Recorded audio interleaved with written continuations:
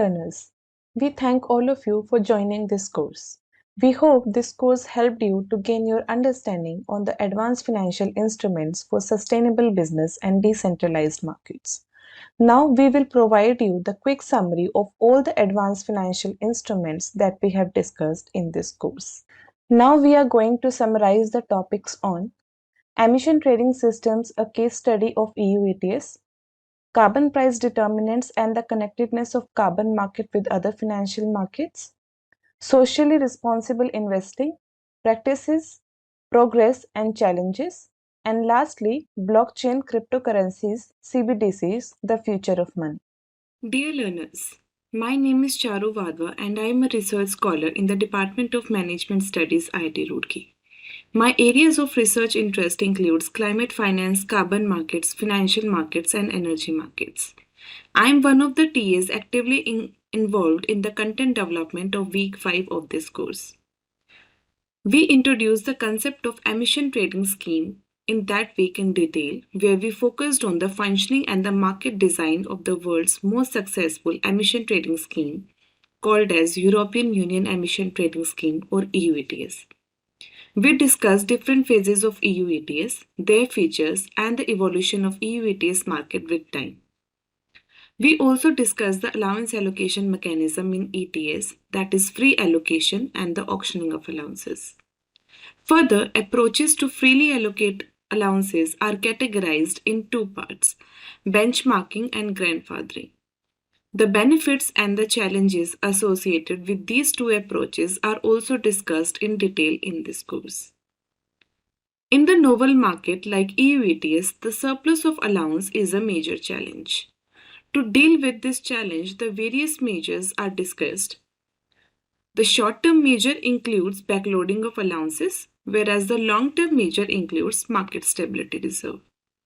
How these measures manage the excess supply and the resulting imbalance of allowances in EU ETS is also discussed in detail. Further, the concept of banking and the borrowing of allowances is also defined and considered as an important factor that impacts the volatility in the EU ETS market. Carbon allowances are traded just like any other financial asset, and these allowances, in the context of EU ETS, is called as European Union allowances or EUAs. Trading of EUA takes place both over the counters and the organized exchanges. Against this backdrop, we have also discussed the organized exchanges that facilitate the auctioning and the secondary trading of the carbon products. Major carbon products include carbon futures, carbon spot, carbon options, and carbon forwards. We further discuss the price formation in the EU ETS market, which include demand and supply balancing and its impact on the volatility. We also mention various factors that affect the demand and the supply of emission allowances in ETS and hence determine the allowance prices. The effectiveness of the EU ETS at the end is also discussed. Thank you. Dear learners, I am Ravi Roshan Jha. I am a research scholar at the Department of Management Studies, IIT Roorkee. My areas of research interest includes climate finance, energy markets, carbon markets, financial markets, volatility spillovers, etc.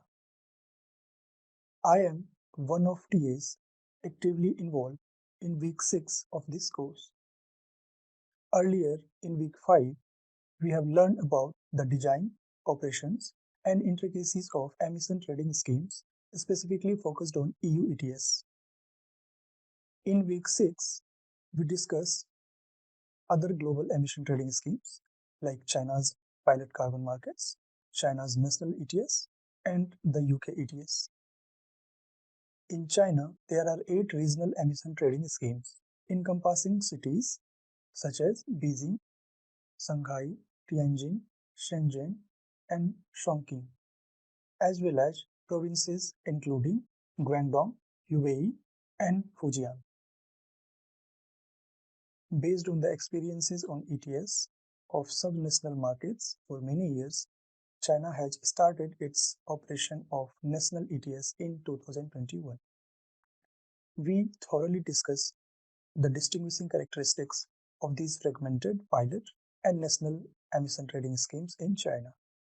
The discussion is followed by the UK ETS, which was established in January 2021 to replace the UK's participation in the European emission trading schemes after the Brexit transition period.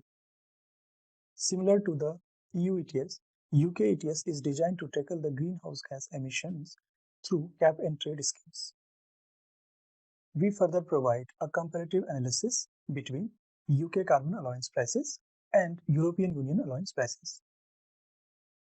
Following the economic law, where the price of any commodity is driven by its demand and supply, carbon prices also adhere to this law, and therefore we cover those factors which may affect the demand and supply of carbon allowances and thus the carbon allowance prices. These factors include fossil energy prices, electricity prices, economic activity, institutional decisions and regulations, unanticipated weather conditions, and policy uncertainties like economic and climate policy uncertainty. Furthermore, the integration of carbon markets with other financial markets is also discussed. Carbon markets are expected to closely linked with stock, cryptocurrency, green bond, and energy markets. The theoretical underpinning behind this expected connectedness among these markets is also discussed in detail. Thank you. Hello everyone, my name is Lagan and I am one of the teaching assistants for this course. Presently, I am pursuing my PhD from the Department of Management Studies at IIT Roorkee. My research interests include ESG mutual funds, socially responsible investing, asset pricing, and sustainable finance. I am also well versed with RStudio, and previously I have also contributed to the course on ML for Finance on Coursera. In this course, I was particularly involved in the segment related to sustainable investing and socially responsible investing. So we started our discussion with an introduction to sustainable investing, in which we first talked about the concepts like impact investing, thematic investing, ESG integration, and socially responsible investing. After that, we began our discussion on proponents and critiques of stakeholder value maximization theory. After its meaning and basic understanding, we had a brief overview of the history of socially responsible investing. We saw that there are many types of screens that are often employed while creating a ESG-friendly portfolio, like we discussed negative screening, positive screening, best-in-class screening, and norms-based screening. After that, we had a detailed discussion on the relationship between financial performance and screening intensity.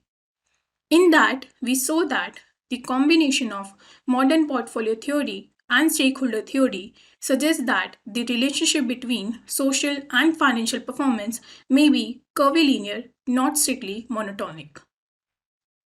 We then came to the concept of SRI mutual funds. These SRI mutual funds or socially responsible mutual funds are the investment vehicles that seek to generate financial returns while adhering to specific environmental, social, and governance criteria. There are many variants of SRI mutual funds, like we discuss ethical funds, Islamic funds, green funds, etc.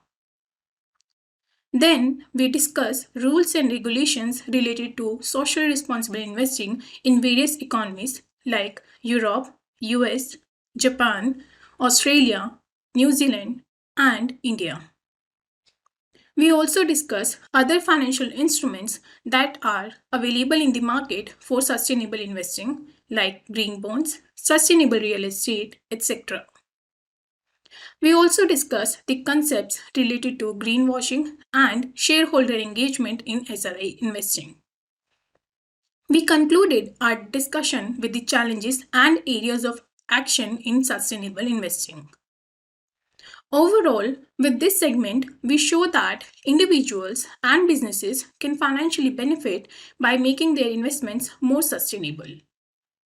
By solidifying sustainable business strategies, purpose driven leaders and organizations can thrive as they solve the world's biggest challenges. Thank you.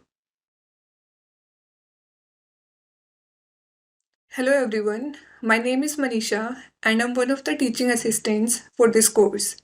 Presently, I'm pursuing my PhD from the Department of Management Studies at IIT Roorkee. My research interests include behavioral finance, asset pricing, and cryptocurrencies. I'm also well versed with RStudio. Previously, I have contributed to courses like ML for Finance on Coursera and also a course on investment analysis and portfolio management with St. Petersburg University in Russia. In this course, I was particularly involved in the blockchain, cryptocurrencies, and CBDCs segment. So, we started our discussion with an introduction to blockchain, in which we first talked about what is centralized ledger and decentralized ledger.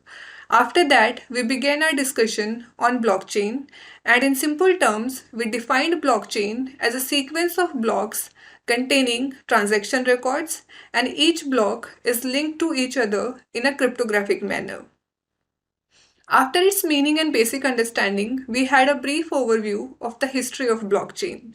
We saw that two types of blockchain are often employed, that is, permissioned and permissionless blockchain. After that, we had a detailed discussion on the working of blockchain. In that, we saw that blockchain is a combination of three important technologies: cryptographic keys, a peer to peer network, and a digital ledger. And then we moved on to discuss all these three concepts in detail. We then came to the concept of digital signature. Talking about digital signature, we saw that a digital signature is used to establish the validity of a piece of data by using a cryptographic algorithm. Next, we talked about the concept of consensus. So, a very important problem addressed by blockchain design is that of Byzantine generals problem. And the solution to the Byzantine generals problem requires the development of a consensus mechanism across the members that do not have any central authority. Next, in our discussion on cryptocurrencies, we started with a brief overview of traditional payment systems. We discussed that modern day economies employ monetary and payment systems which are regulated by central banks. And this system can be explained with the help of money flower taxonomy. Against this backdrop, cryptocurrencies have emerged as a new petal in this flower. So, in the last 5 to 7 years, there's been a considerable rise of interest among the investor community about cryptocurrency assets, and this has been reflected in the periodic boom and bursts in the market cap of major crypto assets such as Bitcoin and Ether. We concluded our discussion on cryptocurrencies with their comparison with the fiat money. Lastly, we talked about CBDCs.